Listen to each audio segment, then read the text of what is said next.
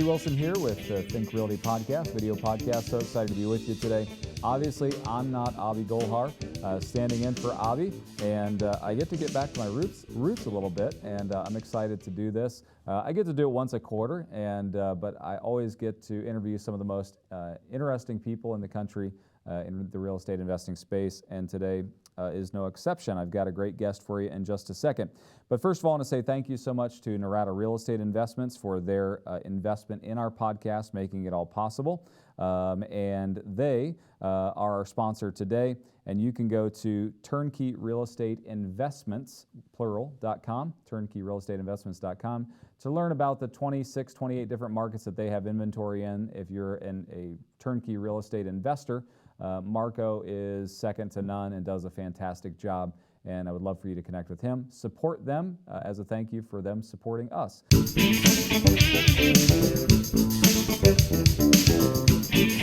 So our guest today is really unique and very interesting, and I'm really excited to bring her on to speak with you.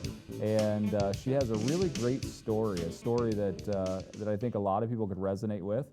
And so I'm excited to have her on. They're starting lots of new things as a part of the brand she's building. And so, MeiLani, are you on with me?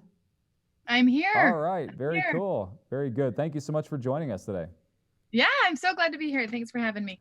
Awesome. So obviously, even right behind your head, you can see the Why Not Me Academy. And so that's a good brand placement right there. But why don't you tell us about you? Tell us about how you got started in real estate investing. I think they'd be really interested in your story. And then talk to us a little bit about your brand. Yeah, definitely. So if anybody really knows me as a friend, they know that I love my family. I'm married. I have 5 kids. My oldest is 10 years old, so they're all young. It was 2013-ish when my number 3, number 4 was 7 weeks old when number 3 was diagnosed with brain cancer. I, at the time, was number 3. Sorry, I don't always call them by numbers, but hopefully that will help you understand. Yeah, it helps us understand. I got it. Right. So after number 3, I had my first bout with postpartum depression. And when number 4 came along, I was so focused on not letting that happen and trying to protect, take better care of myself and do what I needed to do to protect my family and also but my mental well-being. And along came when number 4 was 7 weeks old. I was doing great with postpartum depression, but number 3 was diagnosed with brain cancer on his 2nd birthday. And within 24 hours, he was having emergency brain surgery, and our whole lives changed in like just like that. And at the time, I was working a sales job. I had gotten my real estate license thinking, yeah, someday I'm going to really do everything that Robert Kiyosaki told me to do. Someday I'm really going to do those things that we've talked about doing. So I had my license at the time, but I wasn't using it. I was in a regular sales job. My husband was in a sales job. We were waking up early, working hard, coming home late, barely having time for our family. And when AJ was diagnosed with brain cancer, it changed everything. We just decided this is not the life that we talked about when we were newlyweds, when we were dating. And it was a few months after AJ was diagnosed. And I remember very, very vividly sitting at the breakfast table with my husband. And I just looked at him and I just said, through tears, of course, because I'm a mother of 5 and I cry a lot. But I just cried and said, I can't sit around and just wait for him to die, because that's what I felt like I was doing. Everything else was out of my control, and doctors kept taking my baby away. We were trying all different techniques and specialists, and I just said, I want to spend every moment I can with our family. And whether that's, a month or whether that's 20 more years, whatever that is, we are not doing the things that we talked about doing. And it was a few months after that I went full-time into real estate investing, which is what we had always talked about doing.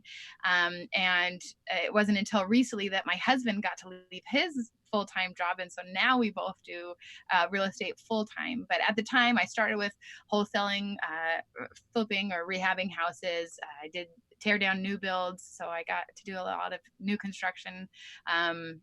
did some notes here and there. So long-term rentals. But a few years ago, when I started doing my short-term rentals, when I started mostly on Airbnb platforms, so I call them mostly Airbnbs, even though we've used a number of different platforms. When I started doing my Airbnbs, it was like this switch from, when I was flipping houses, and I liked that my team was of stay-at-home moms. Like, we were all moms. Like, my project manager was a stay-at-home mom. Like, so we had like this girl power team, right?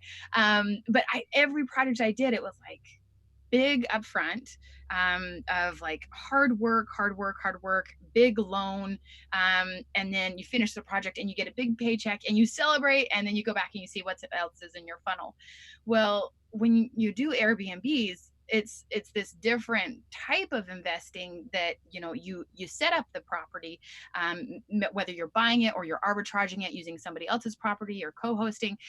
You put in money for furniture, which is nothing compared to what flipping houses was for me, at least the price point we were at. So you put in some money, usually under $10,000, to a property, and then I like to break even in 6 to 8 months with my Airbnbs, and then know that I'm having that monthly, like, recurring income, which after flipping houses for 5 years, it was like, oh, this is lovely. Like, it's not just building up to one big project, done, go find the next one. But instead, you're building up these different little streams of income that add up to have a recurring stream of income, which is awesome. And so I fell in love with Airbnbs. I will say that it has been over 5 years, and AJ's doing awesome. I guess it's almost 6 now. AJ's our miracle. I'm so grateful every day we get to spend with him. But I look back at that we had one of our friends who's an artist paint this picture of AJ in the hospital and some of our special experiences that happened there. And I've actually never shared this in a podcast, so I'm just sorry if I'm rambling, but we had some special support, but also we felt like we had some angels from past grandparents and such that were there in this beautiful piece of artwork that our friend did for us. And every time I look at that, I not only think of the support that we had from friends and family on earth and our heavenly angels that were surrounding us at that really hard time, but I also think about how that moment changed my life, and how, I guess that goes back to the why not me, is that so many people said, do you just think, why me? Like, why did this happen to our family? But instead, we didn't. We were lifted up by our friends, by our family, by our angels, to think, why not us? Why not us to chase after those dreams we've talked about? Why not us to, like, go after the lifestyle that we wanted? And I'm so grateful that we were able to attack those dreams and think, why not me?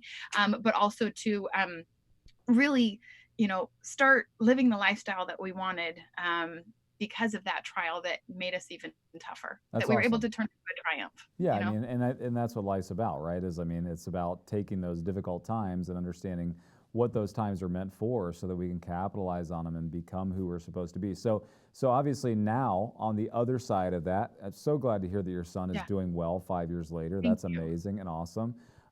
You started this Why Not Me, program. So tell us about it. I mean, you've got a new podcast, you've got a platform. So how do people interact? I mean, how do they connect with you, and how can you inspire them to say, why not me? Like, why can't I live what we talked about when we were dating and when we were first getting married, and I'm stuck in a sales job and I want to do it, Yes. So. Yes. So it all started when people started asking me about the Airbnbs and how I was getting so many so fast, or how that sounds awesome. Like, you don't seem nearly as stressed as you used to. Or instead of when I first thought about being in real estate investing, I was like, oh, that's great. I'm gonna be able to coach my kids' soccer teams and stuff. But on Saturdays, a lot of the time I had to be on projects. Like, it was not, to me, I never got to the point that I could truly turn it passive. Whereas with Airbnbs, everything I do is from my phone. I don't go back to my Airbnbs very often. I do sometimes, but I try to go back, once a quarter, once a year, something like that. Whereas my maintenance guy and my cleaning team are going often, so now on Saturdays, I do get to coach my kids' teams, and I do get to be there, which is awesome. At the beginning, when people were asking about the Airbnbs, I started an online course called Why Not Me BNB, or Why Not Me Airbnb. And the course, coaches you how to, whether you want to do ownership or arbitrage or co-hosting, and it has like the checklist and everything. So that's how it kind of started. But then I feel like there was so much more to this. Why Not Me, when my first book is coming out, or when I first got it, started getting paid to speak to corporations on time management and different things. So there was so much more than just real estate that I really wanted to capitalize on. So that's why we started the podcast, Why Not Me Academy, to say all of those things that, maybe you've thought about doing, or maybe you haven't, but now we want to plant that seed. Why not me to write a book? Well, let's show you somebody that's just like you, that for years wanted to do it, and how they jumped in and did it. Or, all those different things that maybe, we try to look for speakers who, if you talk to 10 different people, 4 people would be like, oh, I've always thought about doing that. So it's not something that necessarily everybody would, because not everybody wants to open an Airbnb. Not everybody wants to write a book, but something that a good percentage of people are like, oh, I've always wanted to do that. And instead of sitting back and thinking, oh, I've always wanted to do that, we want to show you this is how you do it, and to get you to actually act on those dreams instead of just dreaming, actually start doing. Yeah, that's awesome. And I'm glad you're doing that. I mean, there's so many people that are in our space that come to our conferences. That's the biggest thing that they have. They have these weird barriers, and it's like they have all these things that they just put in their way. And I love that you're tearing those things down, because, real estate investors, you and I, we love real estate, and our lives have changed because of it. And that's why we do what we do, and hoping that others will follow along that path and have the same paths that we have. So I love that you're doing that for people and inspiring them. I also love that you're a mom. Like, I think that's incredible. Like, the fact that you're doing this as a mother with 5 kids, it doesn't get any better than that. That's so exciting to me. I think, think realty, like, this used to be a, 60-year-old male-dominated, space, and it was like, if you weren't 60 and male, like, you just didn't belong here. But I love that people like you are just coming into this space by storm and finding your way in, and I love it. And I want to make sure that people that are watching our podcast go and watch your podcast, because I think that's incredible. Thank you. Yeah, Thank you. No, I love it. I love it when my kids ask questions about the business. The other day we were launching a new commercial, and we were trying to decide if we should use our regular voiceover or somebody else. And my kids were in there, and my assistant had narrowed it down to a few, and one of my kids comes in and saw the one that also does Mickey impersonations. It was like, Mom, let's have Mickey do the commercial. That would be awesome. So I like having them involved every once in a while, and it's fun for them, hopefully, to see that, that it's not just a male over 60 industry. That's right. That's awesome. Well, that is great. So obviously you got started in real estate investing in just kind of crazy circumstances. You've overcome a lot. But like you said, it was your support group that got you there, and now you've gotten into the short-term space, but you have done flips and all these different things. Where do you see your life taking you in the real estate investment space in the next 10 years? Like, what are your next 10 years worth of goals? Yeah, so this year we're focusing more on large-scale Airbnbs. So when we first started, so a little bit more background. I mean, we in real estate, you got all sorts of stories, right? So one of the other reasons why I switched over and really started focusing on Airbnbs is I had 2 terrible lawsuits. Mm-hmm. One of which, I mean, I hope it's okay if I share another story. Yeah, go for it. So we'd gotten to the point where, I mean, some of you listeners on here are going to be like, oh, that's chump change, my friend. But to me, it was like my max. Like we were leveraged about $5 million on about 11 different projects, and that were supposed to be selling, and we were about, ready to hit the market. And when this lawsuit hit, that made it so that we couldn't really touch the properties for a little bit. In the meantime, we had a drive-by shooting on one of our properties, and so that one, held for a little bit longer than we had initially planned on. And there were it was like this crazy time where just everything was hitting. And when this lawsuit happened, we were supposed to sell them in June, July, and we weren't able to touch them again until after Thanksgiving. Okay, so it was end of November, early December. And at this time, my oldest, who understands the magic of Christmas, I said, I haven't seen your letter to Santa Claus. And he said, oh, Mom, it's okay. It's not a big deal. And I said, no, serious. What do you want for Christmas? And this was on the way to the bus stop. And he said, Mom, I only want one thing. I just want you to be able to sell one of those houses. It rocked my world. Like it just, Yeah. my mama heart sank. And I'm like, okay, have a good day at school. I tried to get him off. But I realized at that point that I needed a break from being leveraged at that amount. And we had used almost all private money. We had been blessed with private lenders by that time in our experience, that we weren't using very much hard money. So it was almost all private lenders. Some of them I knew face to face, some of them I didn't, but I was still their friend. In fact, one of them who had quite a bit lent with us, she was investing her deceased husband's 9/11 memorial fund.